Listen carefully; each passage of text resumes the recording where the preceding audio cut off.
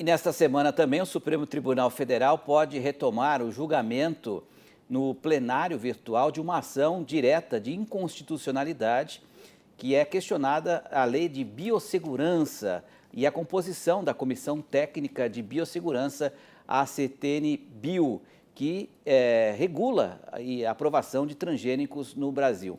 A ação aponta que os estados e municípios deveriam ter o poder para regular o tema e também proibir os transgênicos, o que traz muita insegurança para os produtores rurais. Lembrando que essa lei foi aprovada em 2005, ainda no primeiro mandato do presidente Lula.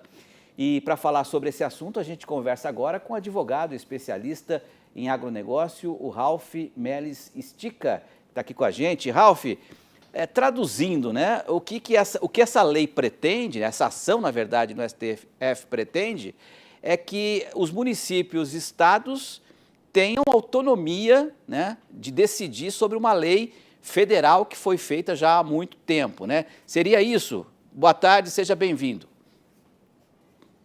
Boa tarde, Petri. Obrigado pelo convite. Um abraço aí para toda a sua audiência. Exatamente. A ideia da ação declaratória direta de inconstitucionalidade, que é de 2005, ou seja, logo que a lei foi sancionada pelo então e atual presidente Lula, ela foi questionada pela Procuradoria. E a Lei 11.105, que colocou o CTN-Bio como sendo o órgão responsável por esse tipo de análise, está sendo questionado justamente por isso, porque a Constituição prevê que haja uma competência comum, concorrente, de União, estados e municípios de proteger o meio ambiente. Porém, sabe-se que o CTN-Bio, que é um órgão técnico, ele tira essa competência do IBAMA. Então, nós vimos recentemente o caso do Ceará, em que houve uma legislação estadual que proibiu a aplicação de defensivos aérea, que é uma lei estadual, e que o STF recentemente reconheceu como sendo constitucional. Então, é exatamente isso, Petri. Está em jogo se os estados e municípios poderiam, em tese, depois de 18 anos, questionar a utilização dos organismos geneticamente modificados nas safras de vários locais do Brasil, que é o que também ajuda a impulsionar o agronegócio, Petri. E os alimentos transgênicos, eles são consumidos já há muito tempo em todos os países, inclusive os desenvolvidos no mundo, né? E seria praticamente impossível você alimentar uma população mundial de 6,5 bilhões de pessoas sem ter esse tipo de tecnologia. Agora, o que isso representaria, né? Caso o STF julgue sendo inconstitucional essa lei, o que isso impactaria para o agronegócio e até para a saúde, para a segurança alimentar mundial, hein, Alex? Petri, exatamente. O risco de essa ação direta de inconstitucionalidade ser, ou melhor, de que a lei que trouxe o CTN-Bio como sendo o órgão responsável, só lembrando que o CTN-Bio já existia desde 96 sob o Ministério da Ciência e da Tecnologia. O que a lei fez foi colocar como competência exclusiva para tratar da questão do OGM.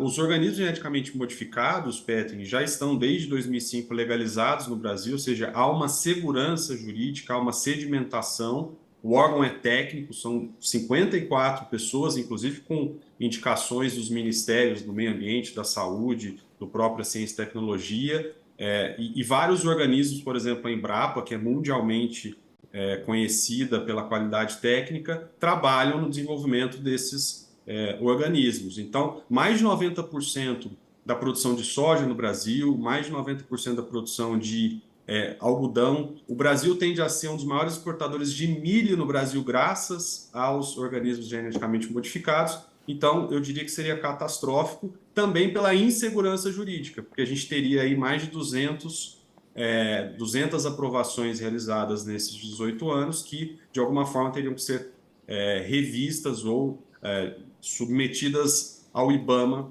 ou a outros órgãos de aprovação do meio ambiente. Petri. Agora, o Ralph, o que chama a atenção também é que essa ação ela foi impetrada, né, junto ao STF já há muito tempo, né? E eu queria que você já emendasse também, falando sobre esse julgamento já começou também, já há algum tempo, né? E como é que está o placar nesse momento? Exato, Petrin. Essa ação é de 2005, ela ficou, o relator era então o decano Celso de Mello, ela ficou sob análise com a amicus curiae, né, com associações que entraram para acompanhar o processamento até 2009, e pasme, ela ficou parada há 11 anos e foi retomada em 2020 pelo então substituto, ministro Nunes Marques, que tornou-se o relator dessa ação. Ela foi colocada em julgamento, o ministro Nunes Marques votou pela constitucionalidade da legislação, ou seja, vale a Lei 11.105, o CTN-Bio tem essa competência, inclusive para dispensar os estudos de impacto ambiental em relação aos organismos geneticamente modificados.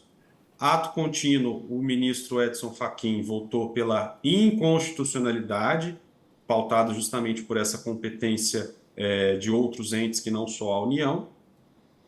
E o ministro Gilmar Mendes, em 2021, pediu vistas e, coincidentemente, recolocou para julgamento no plenário virtual a partir de sexta-feira, dia 9, um dia depois que houve a discussão em relação ao esvaziamento do IBAMA. Só um ponto que eu queria destacar, Petrin, uma das questões que está sob jogo, né, em discussão, sob discussão na lei, é se o CTN-Bio teria competência, um órgão colegiado, como eu disse, com 27 titulares, 50, mais 27 suplentes, se teria competência para dispensar o estudo de impacto ambiental, que é o grande poder hoje do IBAMA, né? Então, esvaziaram o IBAMA, né, dizem, né, o IBAMA no legislativo, e agora o judiciário está querendo, de alguma forma, fazer a sua parte. Perfeito. Abrir mão dos transgênicos é um retrocesso, é voltar ao tempo das cavernas. Obrigado, viu, Ralf, pela sua análise. Vamos continuar acompanhando aí o desenrolar, se continuar esse julgamento. Muito obrigado, até uma próxima, Ralf. Boa tarde. Boa tarde, eu que agradeço. Valeu.